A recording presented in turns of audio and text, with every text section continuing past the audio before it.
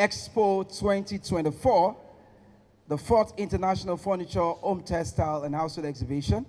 Today we unite stakeholders, enthusiasts and visionaries from across the globe under one roof to celebrate innovation, to celebrate creativity, the act of living. This event is more than just an exhibition. It is a dynamic hub for discovering trends, forging partnerships, and gaining insights that shape the future of our homes and our lifestyle. I really want to thank the business delegation from Turkey for coming to Nigeria for this event. And let me recognize one of our leaders from the Lagos Chamber of Commerce in this space, in this industry, the furniture and decor, Celestina Otoro. She is a member.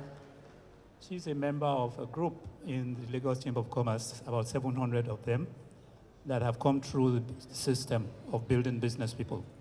And I particularly asked her to be here so that she can meet with you and connect you going forward after this event with a lot of people in this space, in furniture, home decor, and similar activities. But I'm particularly happy, as I've told Daniel and his colleagues, and I told Mohammed when we met, that it's true that Nigeria does business with a lot of countries around the world. But there are some countries that are particularly important to Nigeria for many reasons. One of them is that we share a lot in common with some countries. Their worldview is very similar to Nigeria's worldview. Our aspirations are similar to their aspirations. There's a lot we can learn from them because they have done some of the things we are aspiring to do. And Turkey is one of them. And that is why we are very anxious to build a very robust relationship going forward with Turkey. And wherever I go around the world, I meet, in Canton Fair, I met a lot of Turkish people, and I told them your country is one of the countries we want to work with. It's a real pleasure to have all of you here. And I look forward, as I said to him, that this should be the beginning of much bigger and bigger events in the years to come. Because in some of our languages in Nigeria, they say that even in a family of many people, you still have friends inside that family. So Turkey is a friend to Nigeria in the community of nations that is special. And we are very intentional in the Lagos Chamber of Commerce to work on those countries that we think share our future, who continue to see where we are going, who are ready to share their future with us. Welcome to 4th of International Decor Expo organization. As Atılım Expo, we organize fair organization in 8 countries. We believe African potential is growing every day. That's why we organize that kind of fair organization in African countries like Nigeria, Ivory Coast, Senegal, Algeria, Morocco. Now, Nigeria is the most populous country and has the largest economy in the African countries.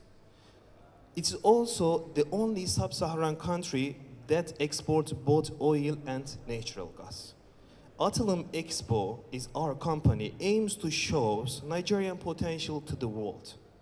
We connect local and international business people to share knowledge with the Nigerian people. Our goal is to grow Decor Expo every day to boost in Nigerian potential.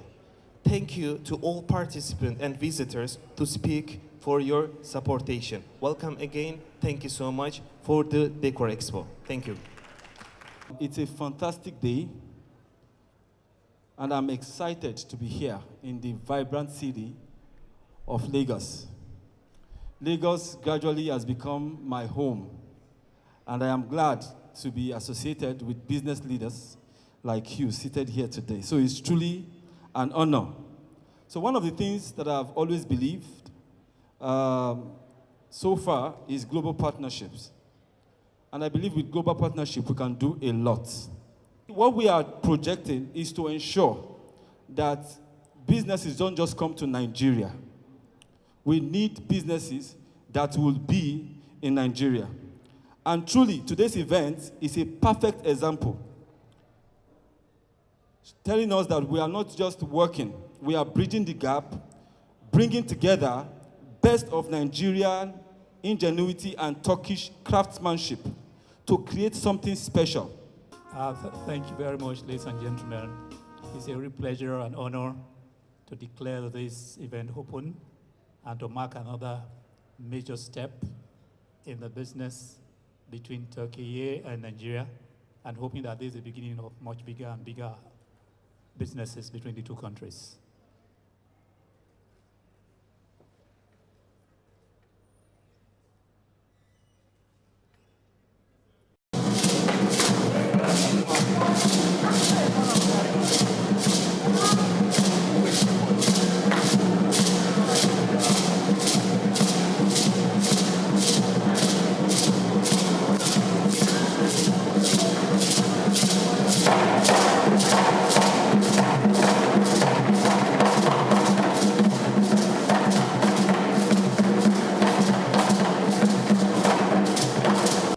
Challenges and solutions. Very short. One of the most serious challenges we face is the aspect of logistic challenge, and this is playing out as we speak. There's a container in the port that's supposed to be cleared for one of our partners here, has still not been cleared, and this red tape needs to be removed.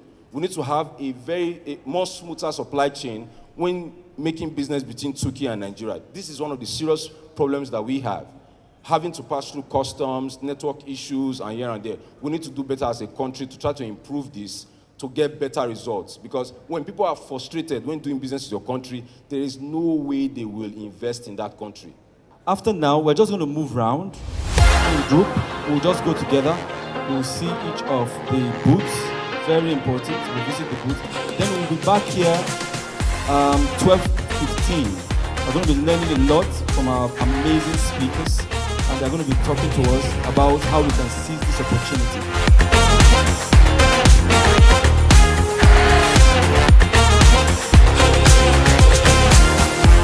We need to create spaces that facilitate interactions and promote a sense of community now more than ever. Designing for wellness is no longer a luxury, it is a necessity. The spaces we create today defines how we're going to live, how we're going to work, and how we're going to interact tomorrow. By considering the broader aspect of design on creativity, connection, and well-being, we can ensure that the spaces we build not only serve their intended function, but also elevate human experience. So in a nutshell, what I'm saying is that the spaces we design have profound effects on the way we live, work, and interact. And designing for wellness is about creating environments that go beyond mere functionality and aesthetics. It's about fostering creativity, connection, and well-being in every corner of the world.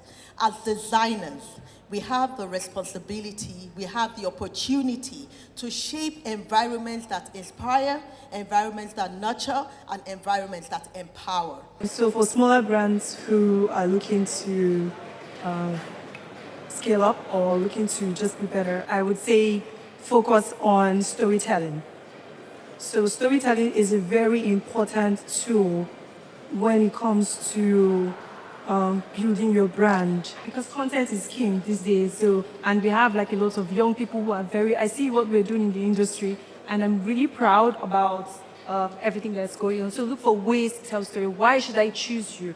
Why should I use you over, I know Till Harmony, who is very big in the industry. So look for ways to like tell stories and incorporate it in your brand. And then when you position yourself in a way that seems respectable and a way that seems like you know what you're doing, you'll have people to come to meet you. Then you have like international collaborations. And also, I would also advise you to think about collaborations. So look out for influencers. Look out for people who you can be able to influence, like collaborate with in the industry, that can push you forward to get your niche at your target. I always tell people I don't know if I can sell products because I'm like, I don't know how you guys do it, right? Now the question is, when you started, what was the biggest risk in getting, so take for example, did you get investors or was it just you? Because for me, I'm scared of investors. I just feel they are coming to take over my small business. So what are the biggest risks when it comes to investors, and how can we mitigate against that? I think that for people that are starting out and are coming, a lot of times you don't need to reinvent the wheel. I feel like the people that started interior design in my generation made some mistakes. And I feel like those mistakes are opportunities for people that are starting out. For example, a lot of us, when we started out, we're doing everything. We're the one that we do furniture, we will do cutting, we will do styling, we will do sourcing, we will do procurement, we will do, like, we were doing everything. But then in doing everything, there was a lot of inefficiency. We weren't doing it very well. I think that for people that are starting out, you can niche. For example, you can decide to say, you know what, I want to focus on just styling. And the truth is, as we grow and as we get bigger, you realize that when you decide on picking out a singular aspect, people will come to you easily because you're solving a problem that they themselves, maybe they've grown too big that they cannot take that problem on themselves anymore. Okay, so how can you be able to solve a customer, let's say customers, who want a ready-made furniture, indifferent to a furniture on demand? On demand, do you understand? So, and then the last one is how can you be able to access funds for a new, furniture, for a new designer? You create already made furniture. So you have a place where all the furnitures you created, you stack them. That's You what don't he's- have, that's what yes, he's selling I'm you. coming to that. So the problem is you want to be able to attend to the clients that come for furniture in demand and bespoke furniture. So it also goes back to collaboration. You, in your own little shed, created 6 pieces of furniture, right? Somebody came to your shop and ordered 20, 40. But because you want to eat all the profit, you don't want to go to B and C and say, you know what, I have 20 orders, I'll make 10, you make 5, you make 5. Even if you're not the one making it, you can do an overseeing aspect where the people that are making it, because it is you that the customer is coming to, you make sure that they make it according to your specifications. Then communication is also very important. Tell your clients the time it will take to get, because every client comes and wants everything in a rush. I want it now. If you don't give me 5 days, I'll go to somebody else. But the truth is, if a customer really likes what they see, they will wait for you. And in waiting for you, you develop partnership. Go to somebody that you know that is equally as good as you and say, help me, and communicate with your client. Do you understand? Make your own 5, give somebody else to make another 5, give somebody else to make another 5. And in so number of days, you have something to give to the client. So communication is very important for aspects like that, as well as collaboration. We have so much opportunity, to develop these industries. In Nigeria, we produce cotton. I know we produce. I know there is cotton in the north and also even in the south. So, but we must be able to understand that we will create a platform where we can all come together, share knowledge, and find a way, to connect the dots. Like I said to Daniel, I'm so happy, that this is happening. We will continue, to try our best. And I thank everybody, for attending, to be part of this. We are all contributing, to make humanity better. Thank you, for your time. I'm happy that this has started, and by the grace of God, it will be a successful one. Thank you.